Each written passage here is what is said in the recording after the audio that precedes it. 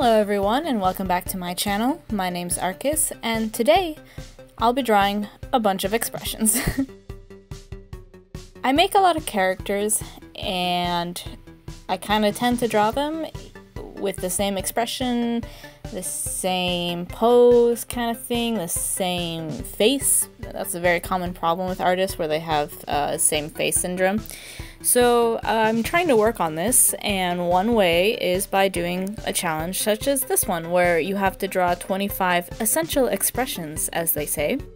And so I have recently come up with this character. Her name is Jai. She's a ghost, as you will see later on, kind of. There's one expression where it's like, what would she be like if she's drunk? And I just drew her sad because she can't get drunk because she's a ghost. So just thought I'd put that out there. And I'm kind of just really trying to work on her face and making her as unique as possible, as well as she has a lot of hair, and I wanted to really make the hair like an essential part of her. Like it like fluffs up when she's angry and is kind of like enveloping her when she's sad. And to be honest, I did focus more on the face in these drawings because they are expression drawings more than the hair.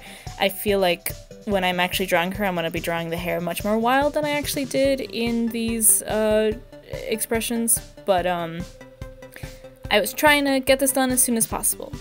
So if you notice, the screen is a little different. That's because I am drawing on an iPad Pro, a 10.5 inch iPad Pro, which I purchased in March. And I haven't really done any videos with it because I was just kind of trying it out, seeing how it goes, and now I'm trying out the videos. So I recorded my screen. Procreate, which is the app that I'm using to draw, also has a screen recording software, but it doesn't record how you like zoom in and what brushes you use and all that, so I thought this might be better. The only problem is the iPad screen is not a 16:9 ratio, which is how YouTube's ratios are. So there are black borders on the side. If that is a big no-no, if you're not very happy with that, let me know, please. I'm just trying out. I do really like drawing on my iPad, and I eventually want to make a video talking about the iPad, but this was just kind of a trial run. So let me know what you think, and if I should continue doing it like this. Now, another thing you might notice is the audio in this video sounds a little different, and this is because I don't actually have any like audio recording equipment, so I borrow it from the library at my college. They let you borrow all sorts of different equipment for different things for a couple days, and all of the audio recording devices that they have that I usually use for my videos were checked out for like 2 days. So I'm using a different thing than I usually do, so if it sounds a little weird, sorry about that. One thing I noticed about this particular template that I'm using is that some of the words that they use to try to like describe the expression kind of turn out really similar. For example, there is hollow and / blank is one of them, and then the other word was bereft, which practically means the same thing as hollow or blank. It's like when you're like you've lost something, you don't have emotion, like you're so beyond emotion, which is kind of like the same thing as being hollow. So those expressions are kind of similar because I felt, you know, the emotions were kind of similar. I also noticed that as I went on, so I drew this over, I don't know, like 3-4 days, something like that, in various sessions, and as the drawings went on, at first I was drawing the hair more detailed, the face took up more of the boxes of the expressions. I also had the face like breaking the barrier in a couple, like the border of the box in a couple places, but the more I went, the further down I went on the page, because I did them in order, as you can see, the more sketchy it got, the less detailed, the more zoomed out it was. Like, you start seeing more and more of her body. That wasn't intentional, but it was just like something that just kind of happened, which I noticed happening towards the end.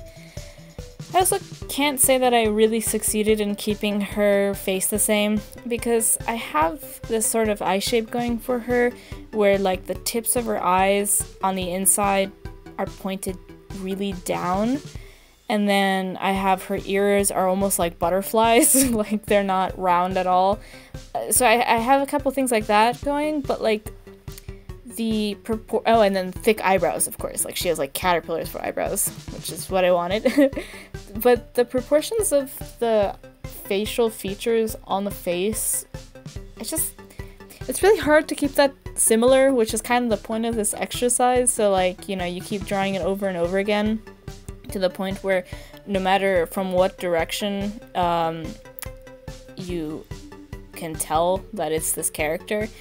And that's kind of a thing that like comic artists have to do. You know, you have to just always make sure that it makes it look like the character, and then also that the characters are different from each other with their facial features and whatnot. And obviously I'm working on it, but I can't say that I really succeeded in this, especially since I was rushing towards the end to get this done. It took me longer than I thought, and I've been kind of busy, and so unfortunately, I mean, good practice, didn't turn out exactly how I would have liked. Now, so I can't really say that, you know, I have like a favorite expression or so, because there's definitely expressions that I did better than other ones just because I draw them more often.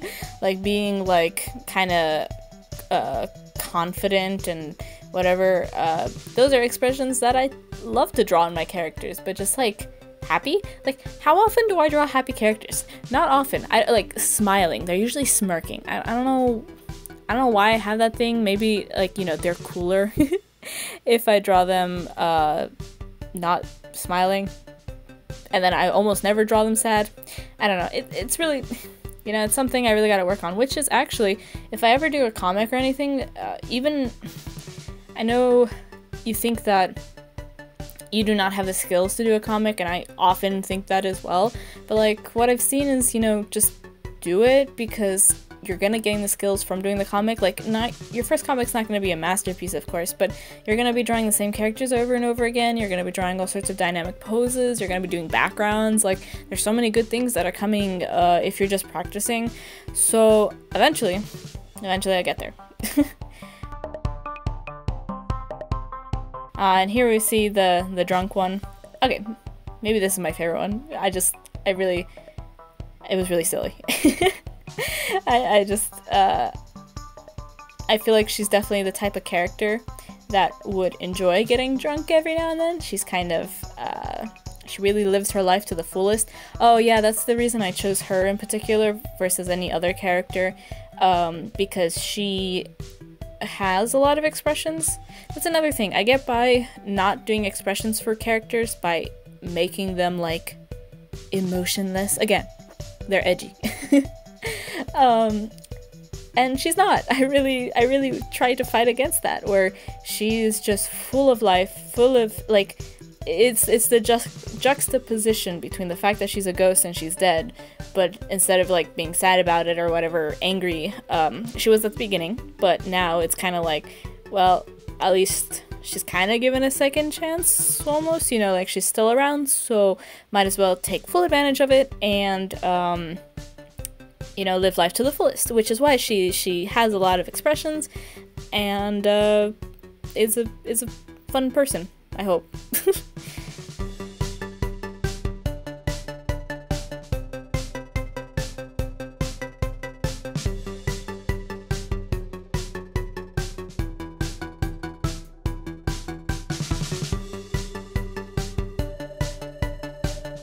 Overall, it's an interesting exercise. Try it. It's good for you. Maybe go at it a bit slower than I did to actually get the full effect. And, well, I hope you like this. If you want to see more videos like this, make sure to hit that subscribe button. Tell me what you think down below, and thanks so much for watching. Bye guys!